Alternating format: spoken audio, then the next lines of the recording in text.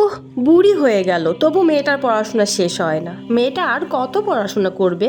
কিসের এত পড়াশোনা করে মেয়েটা সারাদিন? আমার পড়াশোনা নিয়ে মানুষের মাথা ব্যথার শেষ নেই। আমি কিসের এত পড়াশোনা করি? এত বছর বয়সেও পড়াশোনা কেন শেষ হচ্ছে না? তাদেরকে বলে রাখি, এক একটা মানুষের স্বপ্ন, সাধনা, চাওয়া পাওয়া এক এক রকম থাকে। আপনাদের চাওয়া পাওয়া যখন দামি দামি গহনা শাড়িতে শেষ, আমার চাওয়া পাওয়া তখন অনেক সার্টিফিকেট অর্জনে আর বই পড়াতে সীমাবদ্ধ থাকে। ছোটবেলা থেকেই এক একজন মানুষ এক এক রকম স্বপ্ন নিয়ে বড় হয়, ঠিক তেমনি স্বপ্ন আমারও ছিল।